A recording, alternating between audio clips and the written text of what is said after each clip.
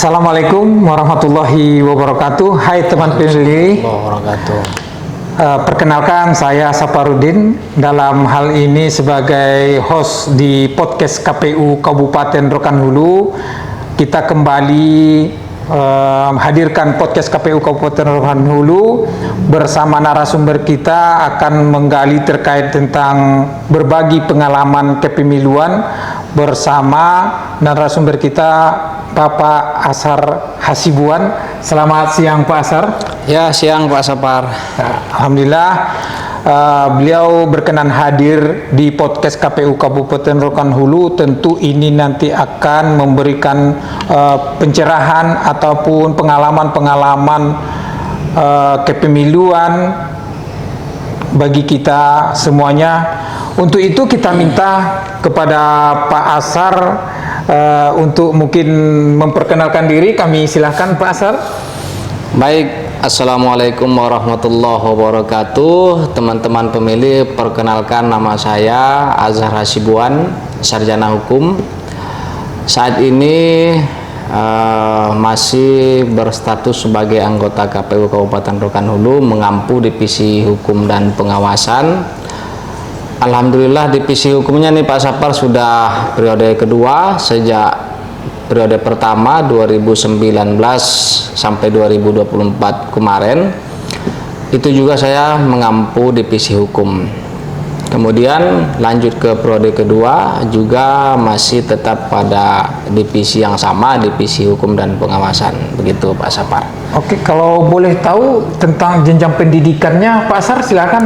Ya, kalau jenjang pendidikan di awal tadi ya alhamdulillah saat ini saya masih strata 1 sarjana hukum, tetapi sebelumnya saya pendidikan sekolah dasar itu di Tambuse Barat di SD 007 yang kebetulan tempat saya bersekolah waktu SD ini sama dengan Ketua KPU Provinsi Riau, SD 007 Tambuse Barat, tepatnya di Dusun Tandihat. Kemudian berlanjut ke tingkat MTS Sanawiyah di Kecamatan Sosa di Sumatera Utara 3 tahun, kemudian melanjutkan lagi ke jenjang pendidikan aliyah di Pondok Pesantren Syekh Ahmad Daud di Padang Lawas Utara. Saat itu masih Kabupaten Tapanuli Selatan. Ya, masih gabung ya. Ya, jadi waktu itu di situ ada 4 tahun. Pada akhirnya tamat tahun 2007, kemudian melanjutkan pendidikan S1 ke Pekanbaru.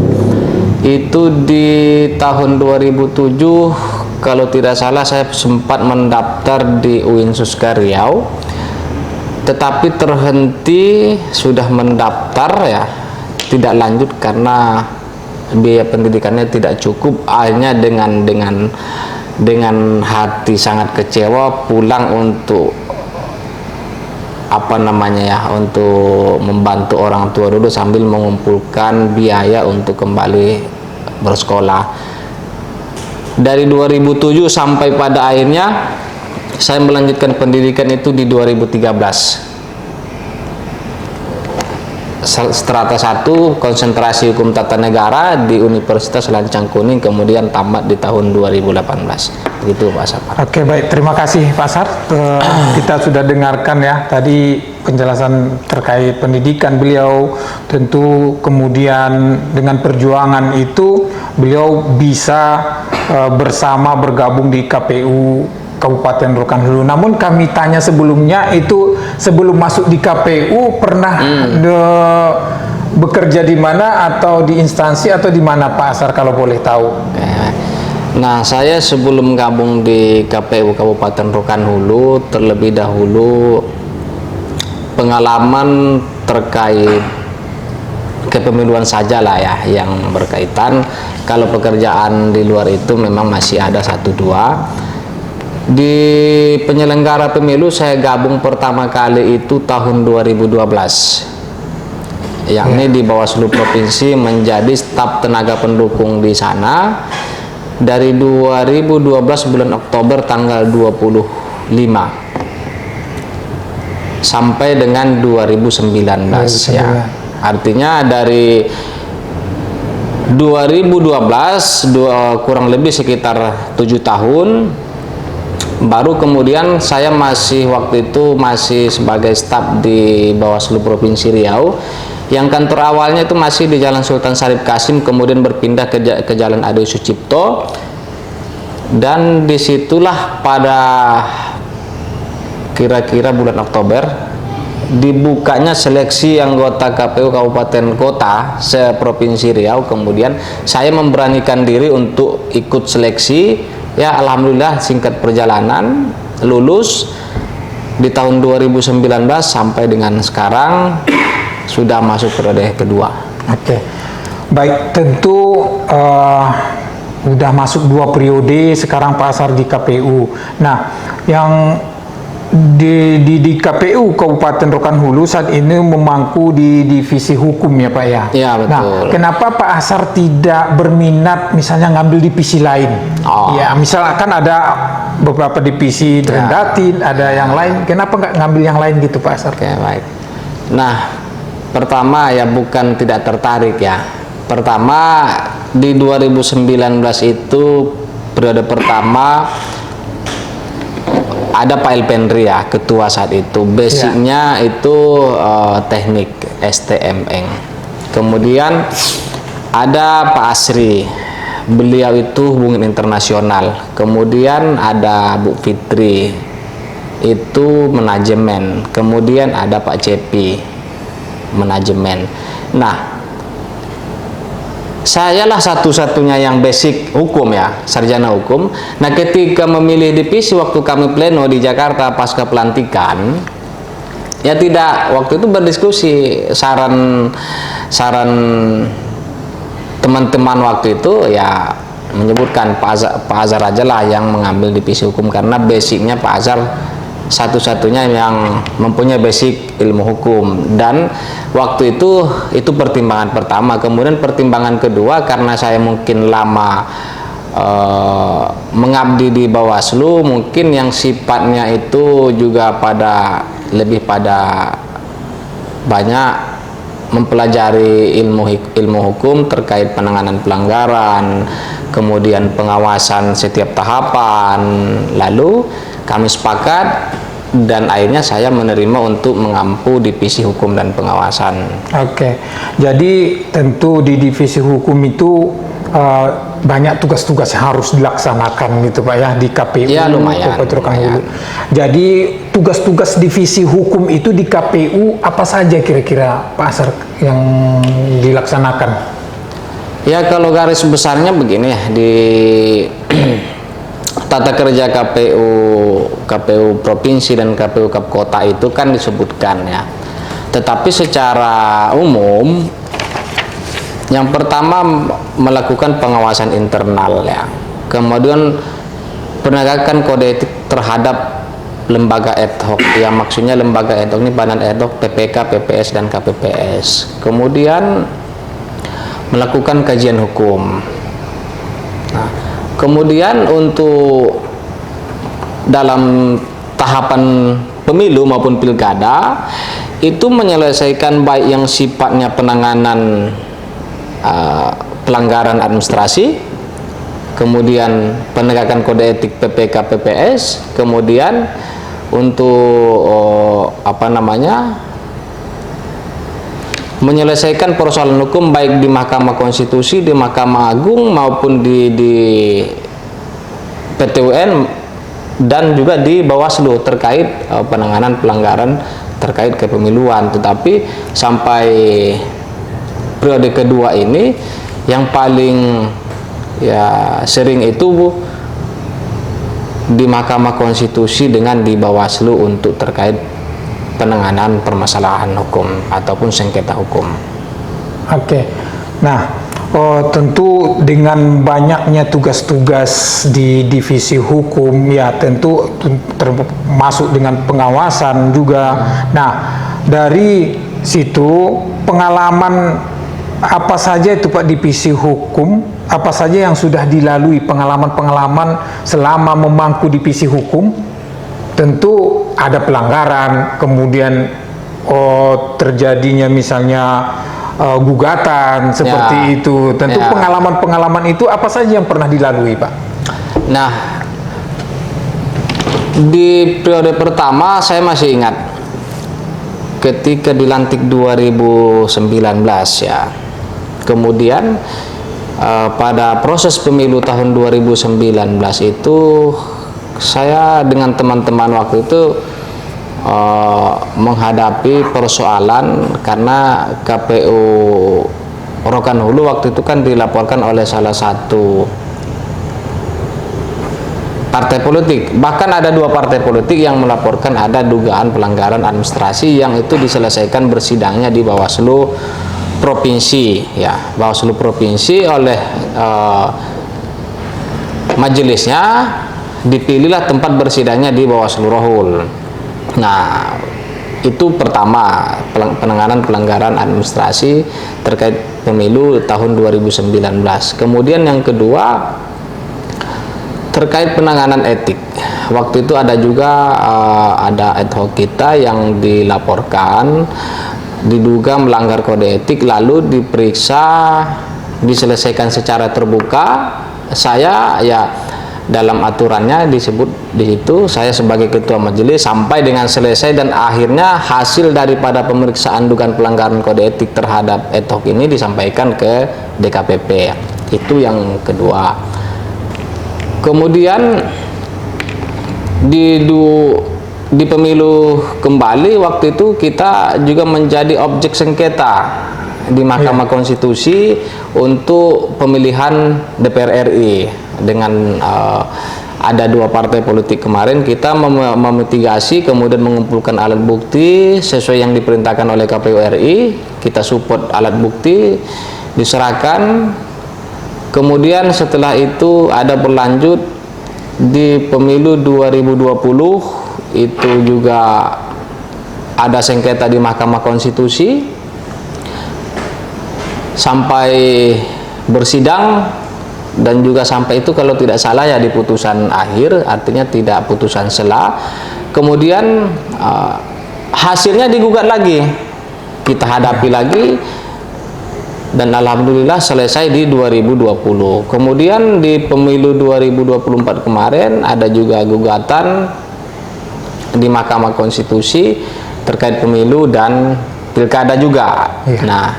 Nah, dari beberapa pengalaman itu yang paling sering kita menghadapi persoalan hukum itu adalah di Mahkamah Konstitusi, karena terkait dengan proses antara penyelenggara dengan antara peserta pemilu dengan penyelenggara. Mereka tidak menerima hasil, tetapi karena di situ dijamin ada upaya hukum, mereka menempuh upaya hukum ke Mahkamah Konstitusi. Tentu kita sebagai pihak termohon di situ harus menghadapi dengan segala konsekuensi, dengan bentuk pertanggungjawaban kita untuk melaksanakan apa yang telah diamanahkan ataupun disumpah sebagai anggota KPU Kabupaten Rokan Hulu, sehingga bisa kita membuktikan ya bahwa pekerjaan kita itu dan hasil pemilu setiap tahapan baik pemilu dan pilkada itu sudah memiliki legitimasi hukum.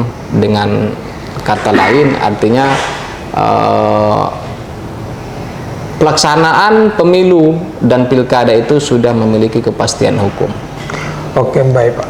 Selama misalnya menangani permasalahan-permasalahan hukum, gugatan, baik dia di pemilu maupun pilkada ya Pak ya, itu ada nggak itu ancaman-ancaman yang datang dari berbagai pihak misalnya?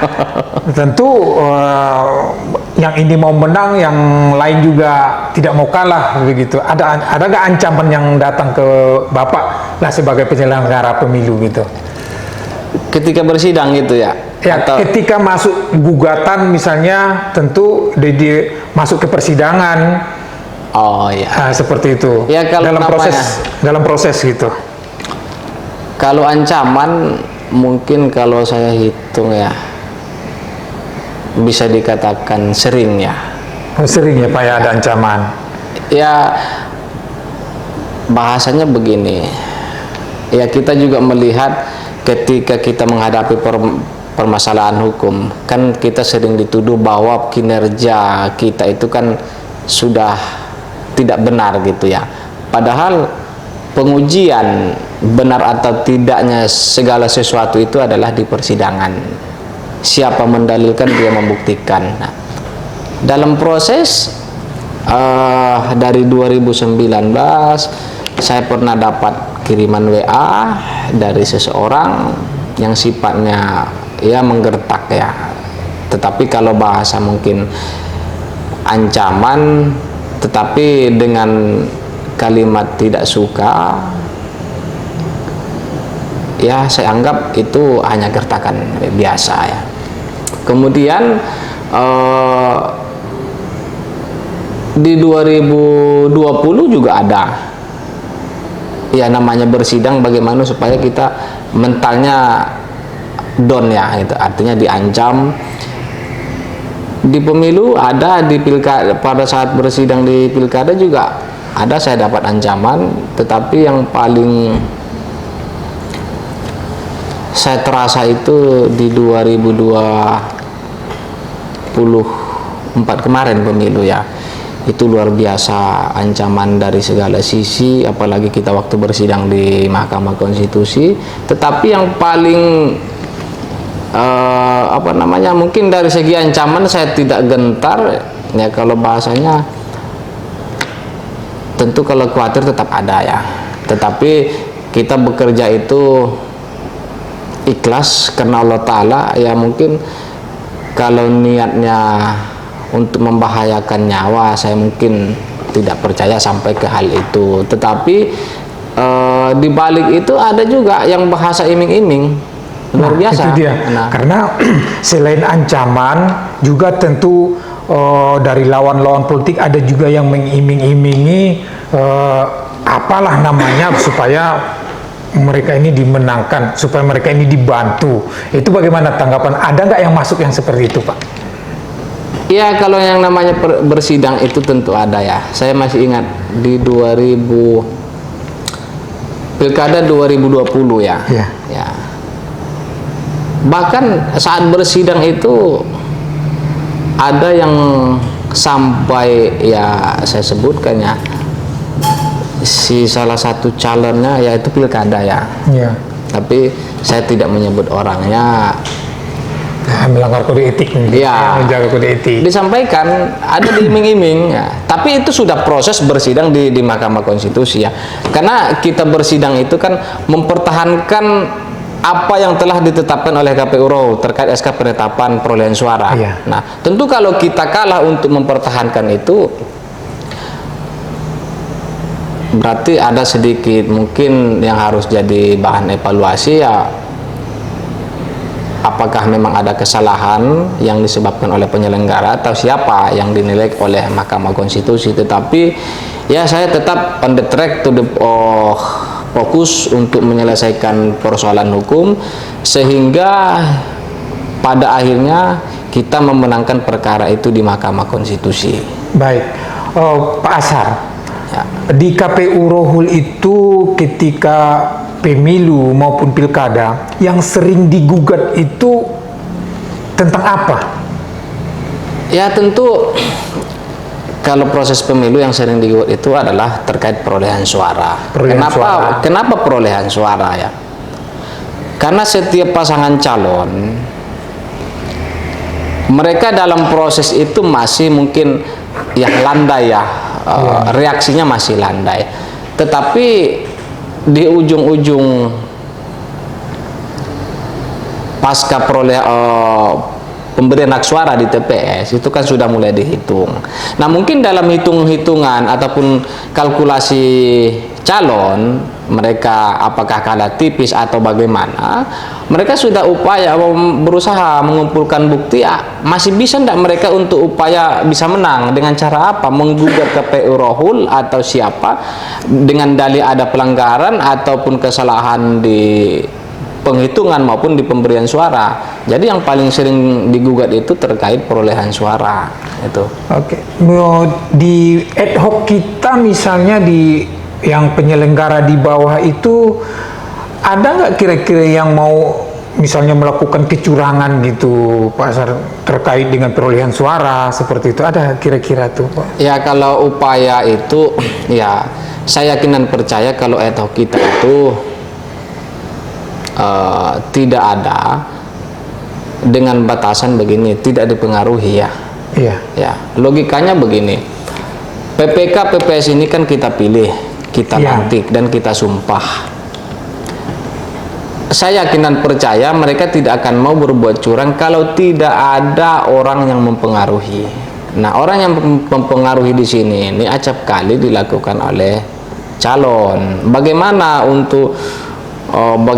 untuk menambah suara dan sebagainya. Tetapi alhamdulillah mulai dari proses pemilu 2019, pemilihan bupati 2020, kemudian pemilu 2024, pilkada 2024, saya dari data pengawasan internal yang saya lakukan dengan teman-teman di sekretariat belum pernah menemukan ada pergeseran suara yang sengaja dilakukan oleh ad hoc kita.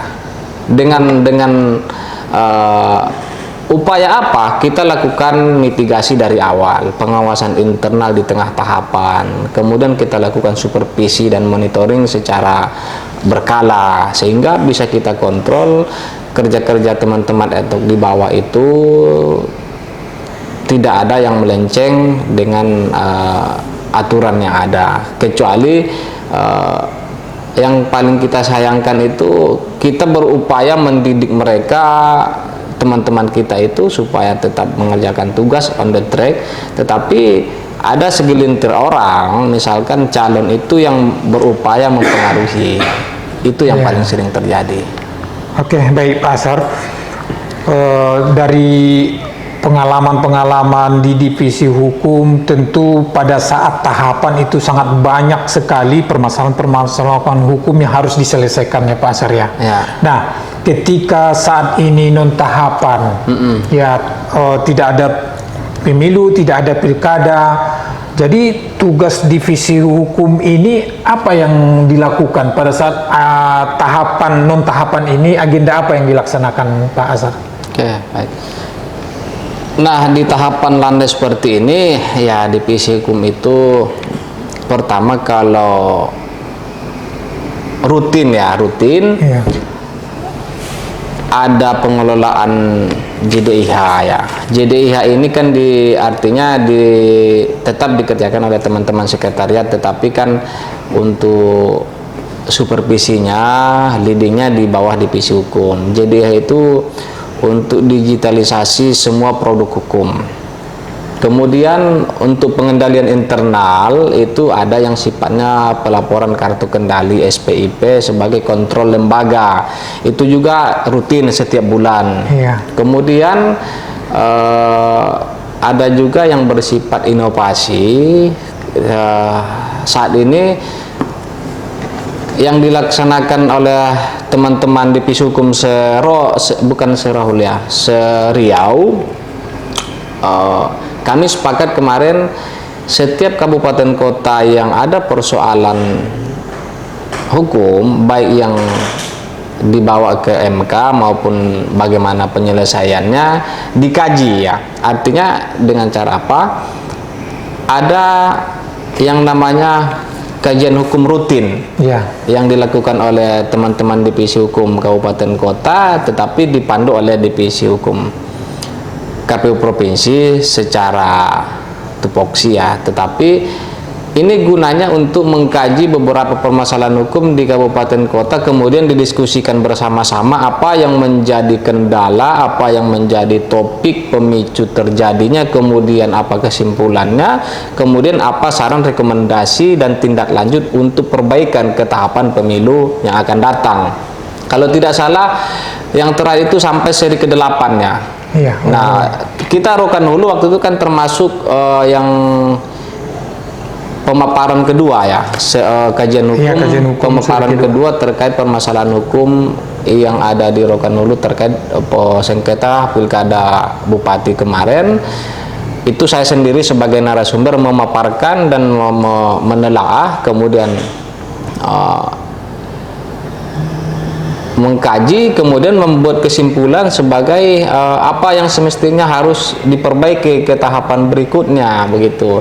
Kemudian nanti di sisi lain ada permasalahan hukum ataupun kajian hukum yang dilaksanakan oleh teman-teman kabupaten lain, itu dicari juga sebagai narasumber pembanding. Nah, waktu itu saya juga menjadi narasumber pembanding untuk kajian hukum yang ada di teman-teman KPU Rohil gitu. Oke, baik Pak Asar. Jadi setelah tahapan selesai, kemudian saat ini landai, tentu banyak kegiatan-kegiatan juga yang tetap dilaksanakan ya Pak Asar. Berarti divisi hukum artinya di sini tidak vakum. Oh, tidak vakum dia selama tahun. Karena pandangan masyarakat begitu, wah, habis pemilu 5 tahun terus KPU ngapain begitu ya. Ternyata banyak kegiatan yang dilaksanakan ya Pak Asar ya. Terus kemudian kira-kira apa, kalau boleh bisa minta pendapat ini ya kepada narasumber kita, pesan dan kesan yang ingin disampaikan kepada teman-teman pemilih, ada yang ingin disampaikan, kami silakan Pak. Ya, kalau kesan dan kalau pesan dan kesannya itu sebenarnya begini ya, dari pengalaman melaksanakan pemilu dan pilkada di Rokan Hulu ini, semestinya kita sebagai lembaga penyelenggara pemilu itu ya, sebelum menyentuh kepada pemilih ya, tentu harus mengoptimalkan yang namanya pendidikan pemilih ya. Kenapa saya sebutkan pendidikan pemilih? Karena dari setiap permasalahan yang dibawa ke Mahkamah Konstitusi itu terkait kesadaran pemilih, kemudian pemahaman kualitas kepemiluan ad hoc ya. Nah, artinya kalau terhadap pemilih, selama syarat memilih, tata cara memilih, kemudian tata cara pindah memilih, artinya seputar pelaksanaan hari-hari TPS itu tersampaikan dengan baik ya. Menurut saya di situ. Tetapi yang tidak kalah penting itu sebagai penyelenggara pemilu juga harus menyampaikan itu secara komprehensif, baik dengan cara bagaimana, misalkan ya, apakah dengan turun ke masyarakat, mendatangi pemilih-pemilih, supaya aturan tata cara pindah memilih ini kan yang sering terjadi, tata cara pindah memilih, tata cara mencoblos, kemudian tata cara apalagi ketika pemilih itu belum terdaftar di TPS, belum terdaftar sebagai pemilih, apa yang harus dilengkapi begitu.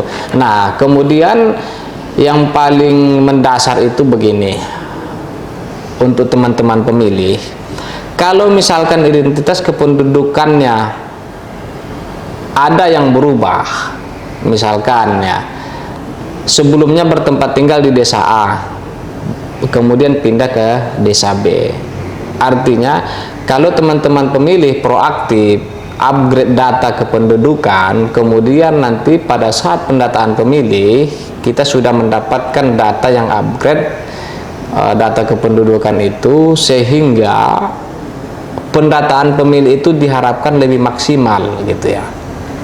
Nah, sehingga tidak ada lagi terjadi ketika teman-teman mendatangi pemilih atau apa yang disebut kita sebut tahapannya waktu coklit ya.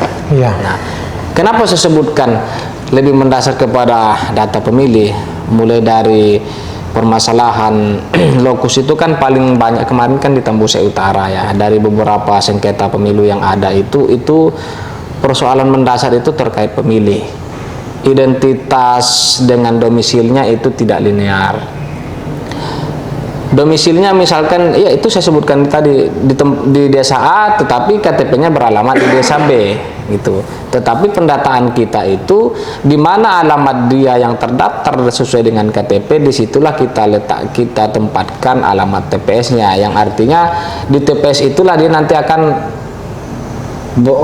menunaikan hak pilihnya begitu. Nah, kalau persoalan-persoalan lain menurut saya masih masih persoalan biasa. Ada yang mudah-mudahan itu kan ketika kita kasih pencerahan, kita berikan pendidikan itu kan bisa diterima. Nah, yang paling mendasar itu sih yang saya sebutkan tadi, persoalan terkait data pemilih, supaya sebelum tahapan pemilu nanti dimulai itu masyarakat, kalau untuk syarat-syarat memilih kan sudah sering kita lakukan sosialisasi. Artinya proaktif dari teman-teman pemilih itu juga sangat diharapkan oleh penyelenggara, sehingga penyelenggara dalam melaksanakan tugas juga tidak bisa berdiri sendiri tanpa partisipasi dari masyarakat, khususnya pemilih. Oke, baik Pak Asar. Jadi kepada teman pemilih, pentingnya pendidikan pemilih itu, dan juga ketika masuknya ke tahapan pemilu itu pentingnya juga kita kalau belum terdaftar untuk mendaftarkan diri sebagai pemilih, ya. Begitu Pak Asar. Baik, terima kasih kepada teman-teman pemilih yang sudah mau bergabung bersama kita di Podcast KPU Kabupaten Rokan Hulu. Jadi saya Saparudin sebagai pembawa acara mohon undur diri dari hadapan teman-teman pemilih semua, dan kita mengucapkan terima kasih banyak kepada narasumber kita Bapak Asar Hasibuan. Terima kasih Pak Asar. Ya, sama-sama Pak Sapar. Yang sudah mau bergabung di podcast kita, dan akhir kalam saya sampaikan wassalamualaikum warahmatullahi wabarakatuh.